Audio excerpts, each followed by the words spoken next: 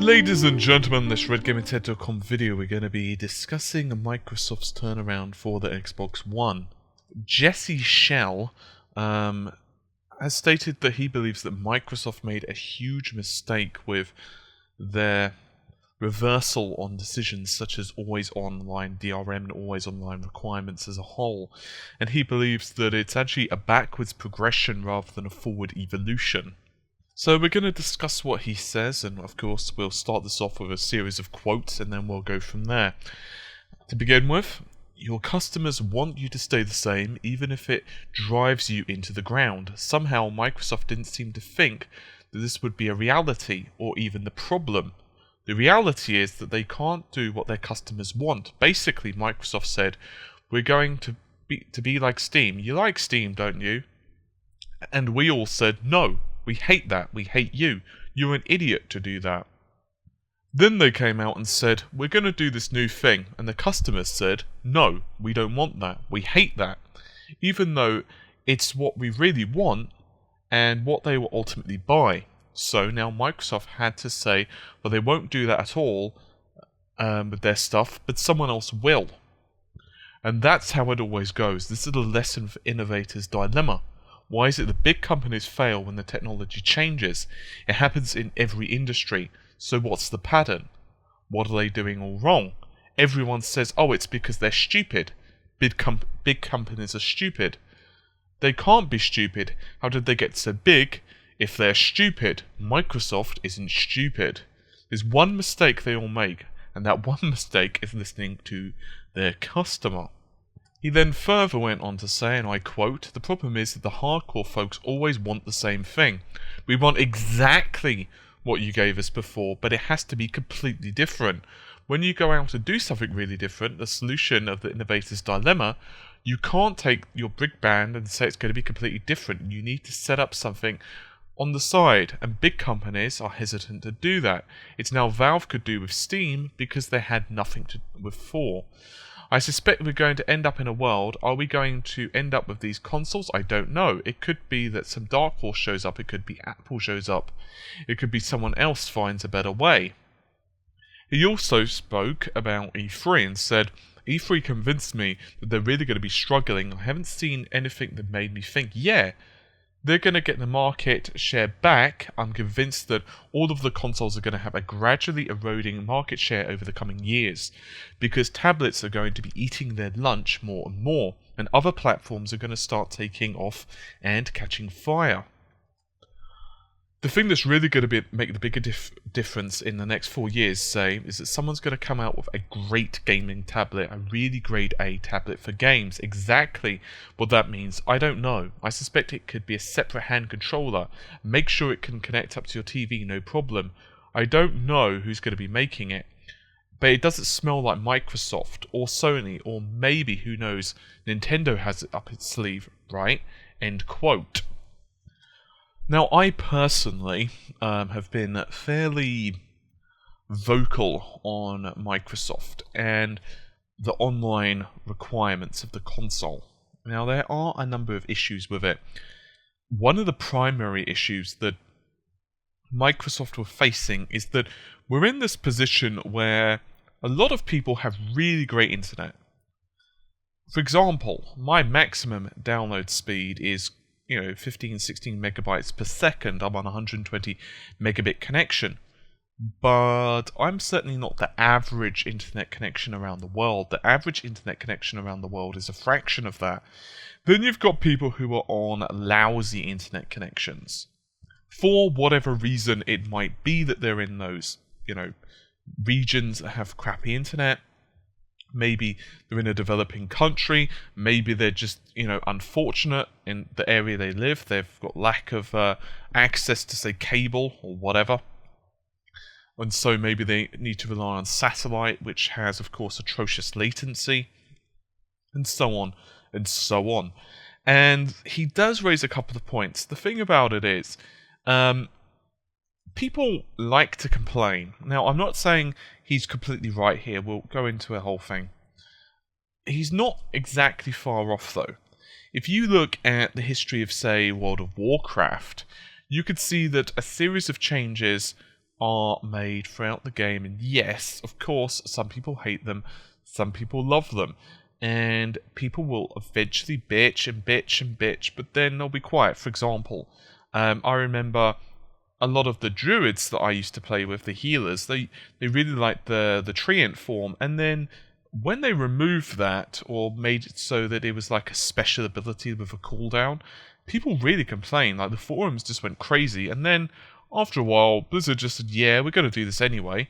And yeah, they did. And people just started to bitch less and less, and that's how it went. Now, of course, sometimes you have to give in to the pressure. The problem Microsoft had, in my personal opinion, is the presentation. Microsoft have said this before. They made huge, gargantuan errors with how they presented the Xbox One in terms of the reveal. Mistake number one was not enough games shown at the initial revealing.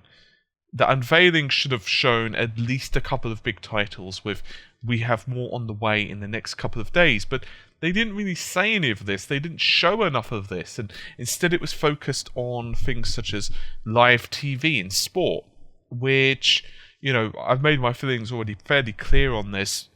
It's not going to sell people who just want games. It's just not. You either may not give a rat's ass about the functionality, or maybe you do, but still, you've got those functions from other devices anyway, so what about the games? That was a big one. The other problem is their own employees. I mean, oh dear. The amount of issues they had, I'm not even going to bother to recount them all because they're just so infamous by now. It's almost like the equivalent of, if there's a way of actually writing a launch, they would have examples, like literally example A, and they would have the person's name. Person A of Microsoft said this. Don't let your employees say that stuff. It's bad. Bad, bad, bad, bad, bad for business. I mean, honestly, it was just ridiculous. I mean, come on, deal with it. The other classic one, well, we already have a device that can play offline. It's called the Xbox 360. With such sages of pieces of advice, can you really blame gamers for getting pissed? No, is the answer. And so, Microsoft just... the thing is, I don't even blame Microsoft for the messages, per se. It was... the spokespeople they had were just bad. And then, of course, the problem we've got with social media now is that it's so easy to go ahead and say something that you shouldn't have said, and then you can get into these little, flame boy wars, and of course the guy got fired after it. And that's just, it's just a given. And then the whole Don Matrick fiasco as well, I don't know what that guy was, I just don't even know what the hell he was talking about some of the time, because it was just painful to watch the interviews. It was really bad. I don't even think he believed what he was saying himself, and this is the problem. Microsoft had all of these issues. They had a really good service. I've said myself that I actually really liked some of the aspects of the Always Online. I didn't like all of it. I didn't like the fact that you had to be connected all the time. 24 hours was absolutely ridiculous. They should have made it far more lenient than that. But what Microsoft should have done, if they did want to pursue this, and let's just play devil's advocate for a moment, and let's say, for example, that they did want to pursue this and they ended up not changing their policy. What they should have done is just say, you know what, these guys are idiots, we've gotten rid of them, we've rethought our policies, you guys were right, we've increased the time to X, whatever X is, be it 3 days, be it 4, be it, say, 2 weeks, or 3 weeks, or 4 weeks, whatever. We've done that. We've also... don't worry, guys. We're also working on, some fault tolerance in there as well. And in addition to that, because you guys are not able to trade in your games, at least, freely, we're going to be working with our developers to try and push down the prices of new titles. Those would be a couple of examples of things they could have done. And of course, I'm just throwing this together hastily. By all means, it's not the best list or the complete list of all the things that Microsoft could have done. There are a plethora. And The other concern I have from Microsoft is cloud computing I've been extraordinarily vocal upon, and I have said that I don't believe it's the magic pill that Microsoft are trying to sell it as, but that's a given.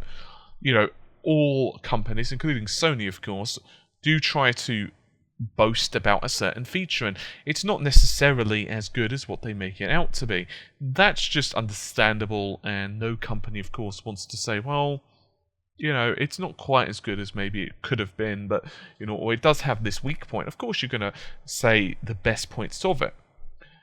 And for certain things, like, for example, persistent worlds, for example, like Skyrim and Grand Theft Auto and whatever else, it can have uses, regardless of the issues such as latency.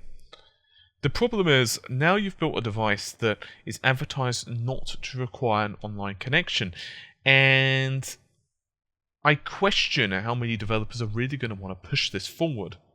Because now you've got to decide, as a games developer, do I want to support the cloud or not? And if your answer is you want to support cloud computing, you've got to then decide, is it mandatory? If it's not mandatory, if it's not a prerequisite requirement, in other words, if you don't absolutely need it, then it's an optional extra. And if you do that, of course, that means that it can maybe look a little bit better without it. Maybe it's more persistent, whatever, more persistent world or whatever. Maybe, you know, you have more characters on screen or whatever they choose to do. If they do make it mandatory, of course, then that means that their game is going to have to be advertised as such. And while certainly that's not a particularly big deal, I do wonder how many developers are going to take the plunge, since the console itself is not supposed to be always online. So I wonder how many games developers are going to want to bear the brunt of that, particularly for single-player titles. For example, Skyrim, or Skyrim 2 or whatever, the next Elder Scrolls, I'm of course talking about online, or the next Grand Theft Auto, or whatever they happen to produce. And these are issues that a console developer really has to somewhat settle into. And of course, Microsoft did make a couple of other small errors as well, such as, well, the amount of GCN cores and the type of memory on the system. I've done heavy analysis before on that on various videos, so I'm not going to go too much into it in this particular one, but suffice to say, that was a bit of a pain in the butt as well, I think, for developers. And that's not to say that Sony have, you know, created the perfect system or whatever, because obviously they haven't. They were working on a finite budget, and therefore there were going to be issues with their system. But I don't necessarily completely agree with all of the stuff that Jesse is saying on the fact that, for example, you know, another gaming device such as a tablet is going to come out. There are issues with tablets, and it primarily is to do with the operating system. John Carmack's gone a lot more detail into that if you watch the QuakeCon notes, but it's basically to do with how the CPUs handle different tasks, and also power requirements. That's a big one as well. Although, to be fair, Nvidia have, of course, started to unveil new devices like the Tegra 4 and Shield. And we know that, you know, in a couple of generations' time, we're going to have devices which are going to far outstrip the current Xbox 360 and PS3. And we're not talking about console generations' time either. We're not talking, you know, 10, 15 years down the line. We're talking about mobile processor evolutions, you know, the big evolutions in the GPUs. And certainly, we're going to have more and more and more capable devices. The problem is, of course, with a lot of this stuff, it's how willing developers are to start really pushing this. And I don't think we're going to be seeing consoles really starting shrinking in sales. And a lot of people have already said, I mean, one of the classic analysts' quotes that you'll hear all the time is that, you know, console sales were shrinking and whatever else at certain points. And the thing is, be honest, how many more consoles do you really expect to be able to sell? It's a really big deal, because come on, how many more people are going to want to buy an Xbox 360 or a PS3? Sure, you're going to get the odd person who are replacing this system, or maybe didn't have an Xbox 360 and owned a PlayStation and now might as well buy an Xbox 360 because it's cheap and they can't decide between Xbox One and PS4. Or maybe, for example, they just want a cheap Blu-ray player in the living room which happens to be able to play games, or whatever sodding scenario you want to come up with, insert it here. And of course, those are all legitimate options, especially as software sales themselves have not been particularly great either. But there are so many different factors on this. I don't really think we're having issues of game sales. I mean, for example, the 3DS has been really popular, despite the fact that many people didn't really think it would be because of smartphones. But who's to say what's going to happen? I mean, I personally am a lot more worried for the Vitas and the 3DSs than what I am the PlayStation 4s and the Xbox Ones of the world. Because obviously the thing is, if you're gaming in terms of on the go and your cell phone is a lot more powerful, then obviously you might consider not buying a 3DS if there are the right attachments for your cell phone, and that's the key right there. Because touchscreen, for the most part, on certain games, it's okay. I mean, maybe I just suck at it. Maybe I'm just not practiced enough or whatever. But I don't like it. On certain games, yeah, it's okay for like a quick blast and Temple Run, for example. But even so, there are numerous issues I've had with games where I've done a swipe and it's just not registered it, or registered that I've gone left and I've swiped to the right. And this isn't me being careless, this is actually being fairly accurate, and it's just piss poor, or like shooting or whatever in touchscreen. It's okay, it's hit or miss depending on the game and sensitivity of your screen and a lot more besides, and it's by no means the level of control and awesomeness, in my personal opinion anyway. This is my own personal tastes, but nowhere near the awesomeness of like a mouse and a keyboard, or say analog sticks, because you can imagine the differences and the disparity here. So I don't necessarily know if Microsoft made a huge mistake. It was kind of like, at that point, in my personal opinion, at that point, they had to change their tune. Because they could have sold the system, but at that point, they'd made such a bad impression. Their audience were so angry that I just don't know if they could have, made this launch a success. They would have had to do something really substantial. If they'd approached it differently at the start, if at the first outcry they'd have started to approach it differently, and rather than just saying, you'll like it, trust us, you'll like it, trust us, if they'd have actually tried to explain at the launch why this was a good thing, how it would be connected, rather than showing, issues. And there have been so many other little rumors as well that have popped up, which have caused Microsoft to have issues like this. Like, for example, the presentation, there were rumors, for example, of the amount of latency on Kinect was absolutely huge and the whole thing was faked. And sure, we understand that the GUI at the time wasn't finished, but these are the kind of rumors that get you in trouble, because then people are curious of, well, okay, you've shown us X, but in reality, is X actually really as good as what you're making it out to be? Because it's okay, for example, to show a demo on a PC. That's fine. I understand that if the hardware is not finished at the time, that's fine. I have no issues with that whatsoever. Hey, if you need to show pre-rendered footage because at the time the build quality of the game is not sufficient enough to, show it, or let's not say pre-rendered, let's say pre-recorded footage, because you don't feel that your code is stable enough at that point. And I understand that. Sometimes you've got bugs in the code, or there are certain sections that aren't finished and you're not comfortable with showing, or whatever. And that's all cool. Maybe, for example, there's spoilers in a couple of the really good scenes and you don't want those to be shown either, or whatever reasons. That's all understandable. And I can get behind that. But I don't like that, but I can get behind it and I can understand it. I think what people have issues with is when you have a situation like that and it's not that the game's code is, unfinished at the time, but when they show you something that doesn't actually work correctly when it's released, and I think people are becoming increasingly aware of that, and people are looking at the Xbox One with a much more critical eye than what they probably should have done to begin with, simply because Microsoft made some mistakes. And as Jesse said, Microsoft aren't stupid. That's the key thing. But they did make some really big errors, and it was simply because of the spokespeople they had. And this is the key thing. This is another point that I've made in regards to Sony as well. One of the best assets that Sony actually have is Mark Cerny, and I don't just mean because of his technical expertise. Shuhei and Mark are good people person. They're good at showing off the product, and they're good at explaining why they did something, and they are good at firefighting, and they're good at trolling as well.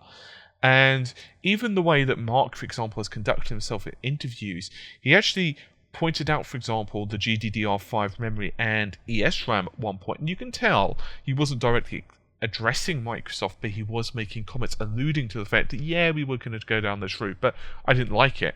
I thought it was crap.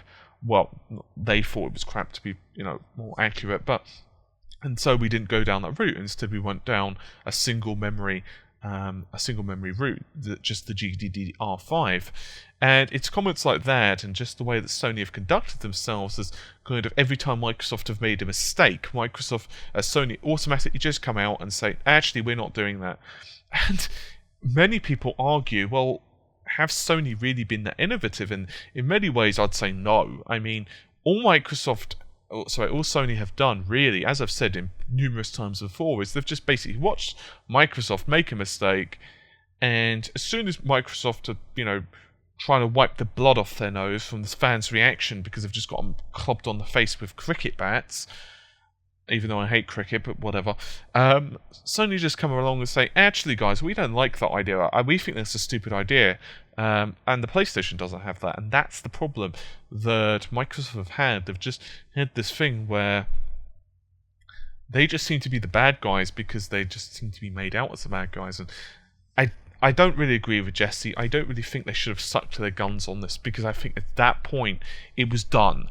If they'd have stuck to their guns, you would have, of course, got the console sales, and eventually they might have pulled out of the spiral, but I think at that point it would have really hurt them for quite a number of years, and it's not really good. They should have really changed things out the gate, at least in my personal opinion. Anyway, this has turned out to be a little bit of a lengthy rant, I'm sorry guys. So, can only apologise for that. It wasn't actually supposed to be this long of a video, but I guess these things are, well, unplanned and all. Anyway, hopefully you've enjoyed the video. I will see you soon. Take care, and bye for now.